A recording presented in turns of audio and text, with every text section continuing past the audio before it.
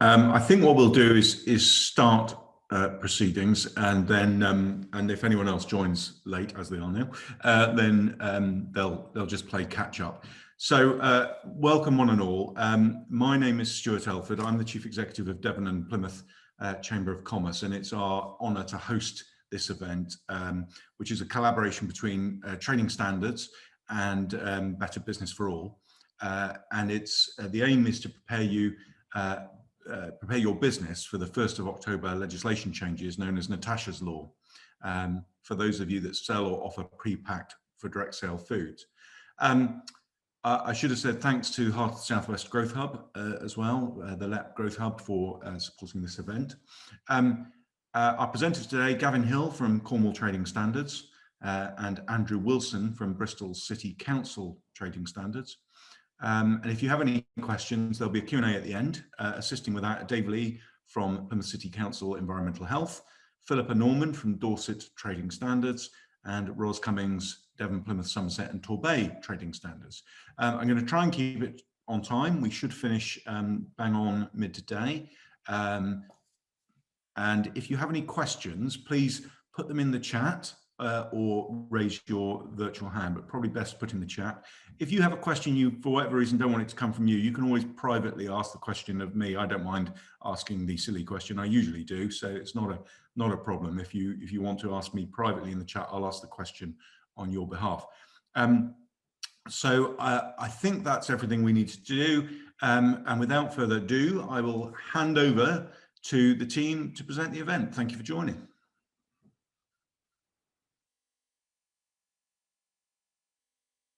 So I think we're going to Gavin first, aren't we, Gavin?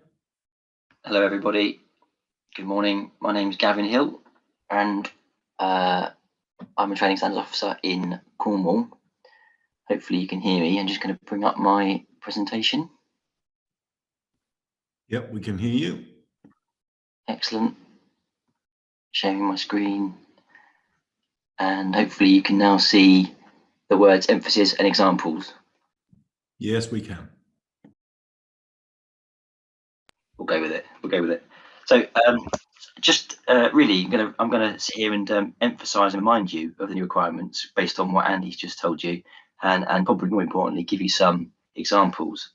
This is very much based on the Food Standards Agency's guidance, and I've decided that this is the way forward to ensure there is consistency nationally across the country. Okay. So as you've heard, any business that produces pre-packed for direct sale food will be required to label it with the name of the food, a full ingredients list, and the allergenic ingredients emphasised within that list.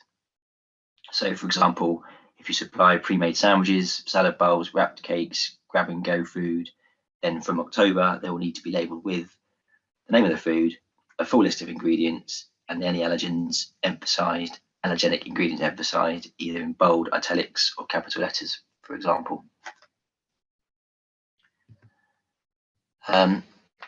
So what is pre-packed direct sale food? It's food which is packed at the same place it's offered or sold to consumers, and it is in this packaging before it's ordered or selected. And it can include food that customers would select themselves from, like a display unit, as well as products that may be kept behind your counters, and also some food sold at mobile and temporary outlets. But how do you know whether the food you're selling is pre-packed for direct sale food or not? Well, this is how. Ask yourselves these questions to work out whether it falls into the requirements. So does the customer choose to order the food in person at the premise? Is the food presented to the consumer in packaging, partly or fully enclosed packaging? Is the food packed before the customer selects or orders it? And is the food packed at the same place that it's sold? If you're answering yes to each of these questions, then it does fall within that pre-packed for direct sale definition and would therefore need the labelling that we're talking about. And not all your foods would fall into this category, so you have to go through the sort of food that you're selling. And I appreciate there's maybe 100 people on the call here, all selling different foods in different ways, but work out whether the foods, the individual items of foods fall within this category or not. Now, quite a good little flow chart is on the FSA website. Actually, I've copied it for you here. It asks the same questions. So is the food presented in packaging? Yes or no. Is it packed before the customer selects it? Yes or no. Is it packed at the same place it's sold? Yes or no. And if your answer is yes to each of those questions, then it is hitting the requirement to be Prepacked Direct Sale labelled. This flowchart is actually contained within the FSA's technical guidance on Prepacked Direct Sale allergens, and I think we're going to put a link to that technical guidance in the chat bar any second now. If you wanted to, you could also use the FSA's decision-making tool, which will help you determine whether your food items fall into this category or not. And it literally asks the same questions, and you type in yes or no to those questions, and it sends you through to the answers. So there's a few ways of doing it. So examples then. Some further examples of Prepacked Direct Sale for you. So it can include sandwiches and salads packed by the food business and provided from the same premise. It can also apply to fast food that's wrapped or packed before a customer selects them, or for example to supermarket products which are produced and packed in store. And as I sort of alluded to, it can be food that customers select themselves, as well as pre-wrapped products kept behind the counter, and also some food sold at the mobile temporary outlets. So more specifically, and these examples are in that FSA guidance. So sandwiches and bakery products which are packed on site before a customer selects or orders them. Fast food packed before it's ordered, such as a burger under a hot lamp where the food can't be altered without opening the packaging.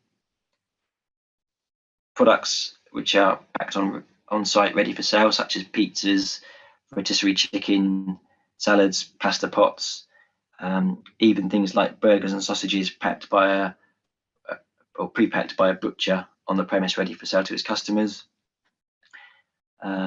Important to note this one, because even free samples of cookies, for example, given to customers which are packed on the same site, they would need to be labelled.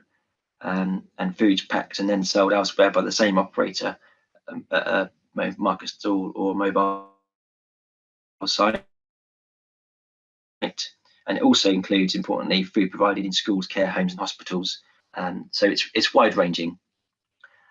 So if your foods fall into that category, how do you know how to label it? So I've just got a little example. This one's just taken from some pasta in my cupboard. And the important bit is the ingredients bit. So full ingredients with the allergen ingredient highlighted. So quite obviously you can see the wheat and the egg.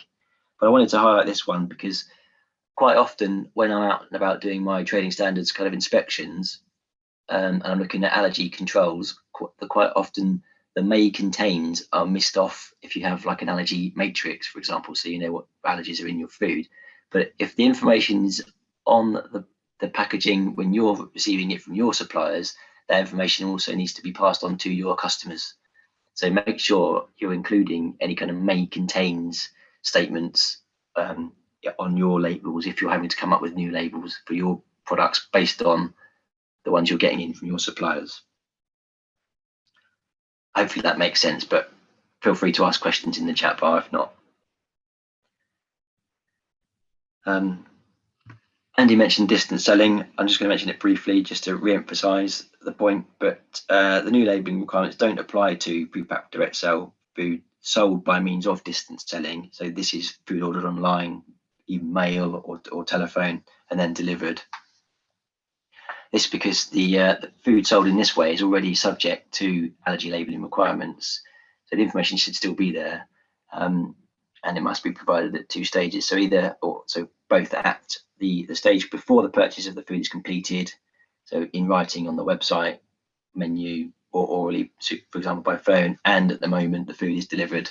Again, this can be in writing, for example, by a sticker, or on the menu that's included in the packaging, or again orally by the delivery driver.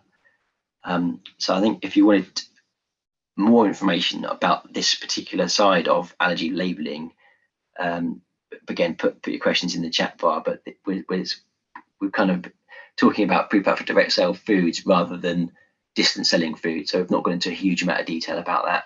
So if there's something you need more info on, then obviously let us know.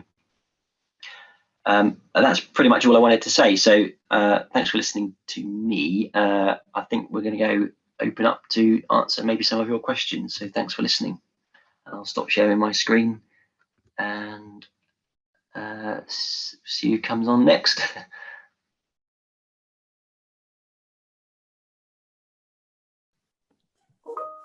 Great. So I see that we've got a number of comments and questions in the chat. So do we want to tackle those? We're starting in reverse order. And if you just ask everyone to mute unless you are speaking, so that'll prevent any background noise and what have you. And there's a question of, we supply bulk chocolates, which our customers often pre-pack for direct sale in assortments, often containing 15 or more different chocolates within an assortment. It's often impossible to fit the ingredients and allergens for every chocolate on the label above the FSA's minimum legible X height size. How do we tackle this? Who can answer that question? So Rosalind, you've come back. You can provide a leaflet with an indication of allergens contained within the chocolates. Hope that answers your question, Bill. And we've got the link in the toolbar there, link to decision-making tool on the FSA website. Page 30 is above for a decision-making tool about the process, whether this applies. There was a question that's been answered in the chat about assuming these regulations will apply when the food is not being sold but given away, e.g. a soup run operating vehicles on the street. Yes, equally applies to food being given away for free. So anyone got any more questions you'd like to ask? Here we go. There's a couple coming in the chat now. So Edmund saying, currently I sell homegrown organic greens, lettuce, spinach, etc., direct to the public via street stall. These are packaged in bags on site, but not labelled. Do I now need to label these, and how specifically should I label them? Lettuce 100%, etc. Who can answer that question? I'm happy to, if that helps. Mm-hmm. So yes, they will need to be labelled. If the lettuce is of a single item, then it just needs to state really that's lettuce in the name of the food, ideally, and the single ingredient being what it is.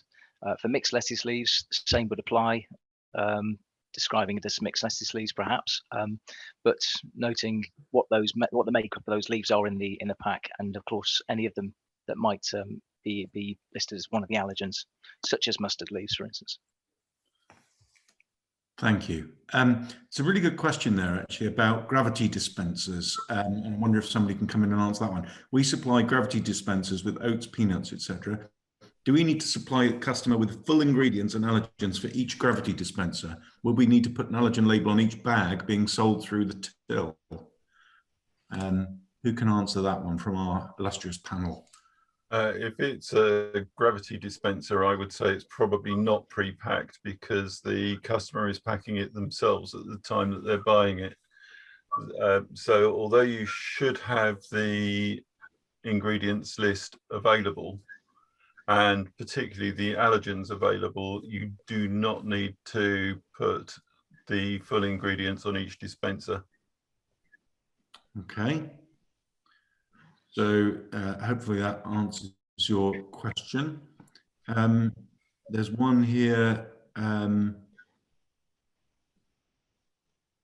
Sorry, if they're packed by someone that isn't a direct sale, chocolates have their own rules. Sorry, that was a follow-up there in the chat from a previous question. Zoe saying, I pre-pack cakes and sell them from an honesty stall away from where I pack them. I answer yes to all those flowchart questions apart from the last one. So I get to pre-pack. I assume I still need to pack each item with a label, which is what I plan to do. Is that correct? Yes, I'm just typing. Yes, yes. Easier to say. I always go for yes if I possibly can. Yeah, I mean, yeah, I'm no expert in this at all, as you can tell, but I would have thought err on the side of caution in any of these things, and if you can label, then do. Then the follow-up question about the gravity dispensers. Thank you for the response, but do we need to put a sticker with the allergens on the bag as they are sold through the till? So the customer selects them into the bag. Does the bag need to have an allergens sticker on it?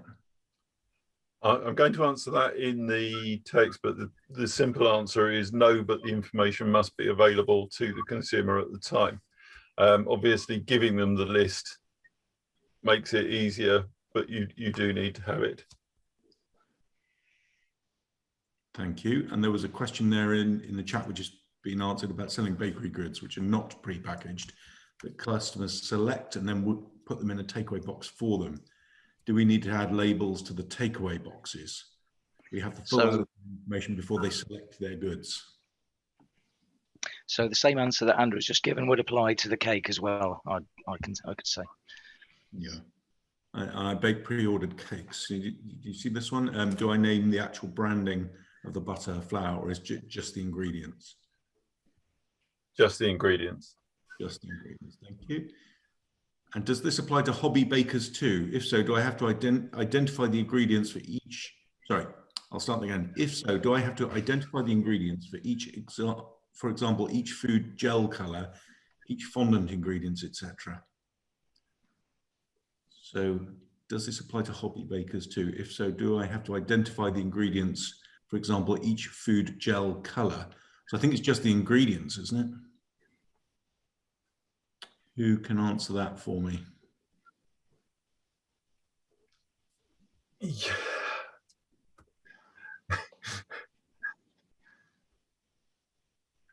Are you going for that, Andrew? I was going to say, yeah, I think the absolute literal answer to that, if you're pre-packing, and it is that question as whether or not it's in a securely closed or in a closed container, then the literal answer to that is yes, you do. But you don't have to identify it by gel. So where you're using a color, you can just use the individual colors in the list. You don't have to say it's in this gel, this gel, this gel, and this gel. The coloring gels are a color in themselves in a carrier, and you don't have to identify the carrier unless it's the carrier itself is allergenic. I'm going to say this, it's a very obscure bit of additives law that relates to colours. And again, I can do the full 2 hours, but I'm sure everybody would prefer it if I didn't. Okay. So hopefully that answered the question, but if not, Carla's iPad, perhaps you'd take that up directly with them for a more comprehensive answer offline. Still some questions coming in here. I make fudges and coconut ice and Scottish tablet. I bag it at home and the label on each bag states if it contains nuts in capital letters and what the product is. I sell them online and at markets. Is this sufficient? All the ingredients are listed on the web page. Simply, no, you will need to put the name of the food and the full ingredients on. Thank you. I think that's what Rosalind's put there in the chat. Thank you. And Rich is saying he predominantly runs a pub, but on Sundays he drops off roast dinners to 15 elderly people. Does he need to label their meals now? Is this going to come to the question of pre-packaging? Dave, are you able to answer that? I was going to say that if they are pre-ordered, that would probably not mean that the labels need to be applied to the ingredients in the same way that a takeaway, if you order a meal from a takeaway, that doesn't necessarily need to have the name of the food and the ingredients all listed on the packaging.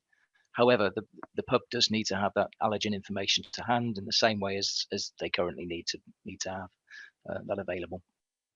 That's what I would say, unless somebody would like to disagree with me. Clearly, no, I will absolutely agree with that. Thank you. And I see it's been answered in the chat, but I think it's a good point. We're a large secondary school. Since COVID, students ordered food via a food app. We bag individual students' food into a bag, which they pick up from various outlets across the school site. Does each item have to have the full label ingredients on? And I assume that's Rosalind answering yes to that. Is that correct? That answer yes, is that to that question, that they will need to label each bag? Yes.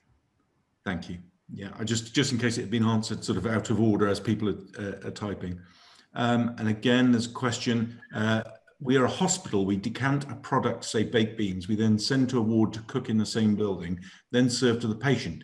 Do we have to put the full list of the ingredients on a label on the package that is sent to the ward, as the information is held in the central production? Well, that's complex. So who'd like to answer that? I'm going to say when it's delivered to the patient, it's not packed.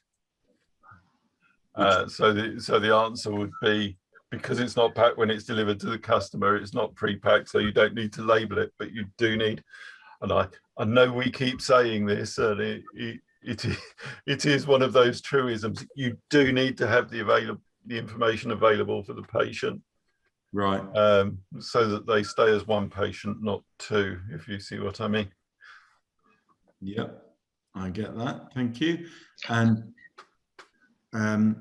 just to confirm, all product ingredients have to be on the website. I'm not sure. I'm sorry if that's relating to the second part of an earlier question, but perhaps manager.shr at Hunt's Food Outlet could just clarify that one, and feel free to unmute and actually ask the question. We don't have to do them all in the chat. Would you like to come in and sort of ask that question?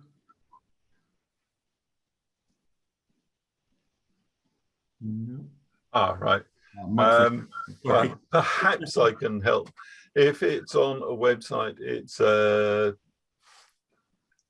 direct sale, but it's also a distance sale, and that is unaffected. So you don't need to have all the ingredients, although the information must be available for the consumer at no extra cost. The easy way to do that, I have to say, is to put the product ingredients on the website, but it's not the only way. You can have a cost-free phone line to answer any questions. You can answer by email. Both of those are fraught with difficulties. The easy way to do it is to put the ingredients on the website, but we're not going to make you do it. Just good practice by the sound of it. And, yeah, it's just the easiest way of doing it. Yeah, I see Jeremy has asked, is thick chunky soup a food or a drink? And does it become pre-packed when you put the lid on the takeaway cup? And Rosalind's answered, if a customer orders soup and then you put it in the cup, then it is pre-packed. Sorry, not pre-packed. So hopefully that answers those questions. Sorry, I'll just clarify. It depends on the situation. If it's already pre-packed in a package, and it's just grab and go food, then it's pre-packed. But if they order it and you put it in a cup, it's not pre-packed. Thank you. I hope that answers. Also, just to clarify around food, when we talk about food, we mean food and drink. They're classed as food. Okay, so that's a good point. So all drinks are classed as food. Yeah. So if they had an allergen, it would have to be listed if it was free. Right. Okay. Good. Thank you. Wow, it's really technical stuff, isn't it? But I hope this is giving you all the answers you need for your particular businesses. So I'm just going to look in the chat there. I can see Jazz to everyone. I own an online cheese shop. I cut cheese to order, wrap in wax paper with allergen info, nutrition info, with some examples she's given there. Allergens, including cereals containing gluten, C ingredients in bold. I also include cutting date, batch code, weight, and advise how many the cheese should be consumed, how many the cheese could be consumed by. Is there anything else I should be including? Well, I'll let someone answer that in the chat, if that's all right, because they're going to have to look through a long list there. But it looks pretty comprehensive to me as a layman. But I'll let one of them experts answer that in the chat, if you don't mind. Is there a good software package out there that can help? I don't know if you guys are able to recommend, but is there sort of a website or a software package that can help with this labeling? Do we know?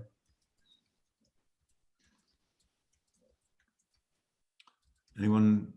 Doesn't sound.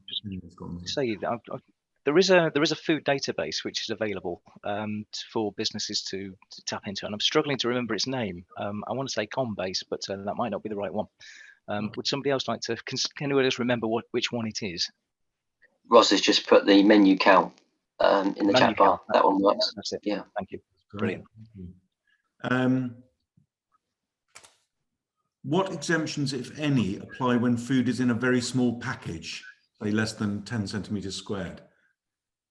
Are there exemptions if you've got very finely packaged food? There are. You can use smaller text is principally it. For this one, you're still talking, for these, you're still talking about the name of the food and the ingredients list. You actually have to go to back to the regulations themselves, the initial regulations themselves for very small packages, and there are exemptions. And they do require labelling on packaging somewhere, so on the packaging box if they're selected at site. So you actually need to go back to the original regulations, and I'm going to say this, it's complicated. I mean, we do know that the whole thing is complicated. It's something that we are well aware of, and that is why we're trying to get as much information as possible, but we can't go deep into every situation in this forum. I hope you appreciate that. Yeah, of course. Your local office, whichever it is, should be able to help. Thank you. I see that someone has mentioned another product in their label logic, but it's a pay per month. Andy's saying to the cheese, I think that's Jazz asked the cheese question. You're doing a bit more than you need to, but well done for being so comprehensive. Yeah, absolutely. Yeah, I think that's right. I mean, yeah, you can't be criticised for giving too much, can you? Chantal says we deliver veg boxes to households in hardship. Households order them, and we ask up front about allergies to ensure problem foods are not included. Is there anything we should do differently once this new rule comes in? So, packing a veg box, you've asked them up front, have they got any allergies, and you send it to them, do they have to do something differently? Who can I go for it's probably not pre-packed. If it's pre-ordered and if the top of the box is open. Okay, a similar sort of question from Karis there. I sell birthday cakes to order. I ask about any known allergies before, upon taking the order, and provide an allergen sticker on the lid of the cake box, highlighting which of the 14 main allergens are included within the cake. Should I be doing anything more? Again, in those situations, it's not pre-packed. Okay. I keep emphasizing the pre in pre-packed. If it's done before it's ordered, it's not pre-packed, and no, you're doing enough. Okay, good. Thank you. And Karis, I hope that answers your question. So any more questions arising from our participants? We've got nearly 100 people on here, and we've got a few minutes left. So please do keep putting your questions in there. Bill saying, to clarify, when our customers produce PPDS boxes containing our bulk ingredients, do BBE dates, the retailer's name and country of origin, need to be there? So when our customers produce PPDS boxes containing our bulk ingredients, do BBE dates, the retailer's name and country of origin, need to be there? Who can answer that from our illustrious panel? I'm going to say I think it's a little bit of a confusing situation if it's containing bulk ingredients which are then used in store. Then you need to get the best before date, but the customer doesn't necessarily if it's pre-packed for direct sale, and the country of origin doesn't. If what you're selling is pre-packed for direct sale, then pre-packed for direct sale rules apply, and it is only the name of the food and the list of ingredients that you need. Country of origin isn't needed. Thank you. And Rosalind's clarified there about pre-packed, meaning that it's prepared, packed in a container or bag, which is completely enclosed prior to the order and can't be opened without changing it. Changed without opening it, I think that should be. Zoe asked a question that occurred to me actually. Good question. If my kitchen handles gluten and nuts, etc., do I need to put that on as a may contain, even though I keep everything separate? Well, So- I would say, Oh, conduct we would call it a thorough risk assessment and work out whether there is that risk or not. Because what we don't want people doing is sticking on a may contain if there is no risk of that ingredient being in there, and using it as a kind of excuse really. But we want the information to be accurate. So I think to avoid that, do it on a different day, you do it in a different time, a different space, so you're avoiding that cross-contamination risk, and therefore you don't need to put the may contain on there. But if there is no way you can possibly make it free from nuts or gluten, then yes, I would say put it down. But you've got to do everything in your power to make sure that isn't cross-contamination risk. Thank you. It's a good answer and a good point that if you just did a cover-all may contain everything, you're excluding people, and it'll lose the integrity of the system, won't it? So I think if the answer there, a very good one. If you've done everything you can to prevent that cross-contamination, then it shouldn't be a problem. So a question about schools, which I think has been answered in the chat. We supply cooked food to primary schools in tins that they dish, apart from salads and sandwiches. At the moment, we give them a book containing all the ingredients that highlight the allergens. Do I now need to put labels on? And Rosalind said, if the schools provide a meal which is not packed, then it is not pre-packed. That makes sense. And Andy's answered the question to Zoe. You need to have done a risk assessment and reduce the cross-contamination to the lowest level possible. Then tell people it may contain if it still may. Thank you for that technical clarification there. Okay, thank you all. Do we have any other questions while we've got a few minutes left? Just want to make sure that you use this time to ask these experts your questions. So we'll give it a second or two. Feel free to put them in the chat or raise your hand. So no, I think we are all but done there. So it looks like you might get some time back, I think. Let me just check the agenda here. So do we, I'm only chairing this, but do we have any further presentations or information, or are we happy to wrap up at that point? I think there was one question early on, and I just wanted to clarify, the lady who sells cakes. Yeah. If the cakes are sold and then packed, then it's not pre-packed. If the cakes are already packed, then it is. I think there was a bit of confusion about the cakes. Thank you, Rosalind. Thank you for clarifying that. Jason's put in the chat there a link to the next webinar, which I think is next week on the 15th. And you're all welcome to that and to send members of your team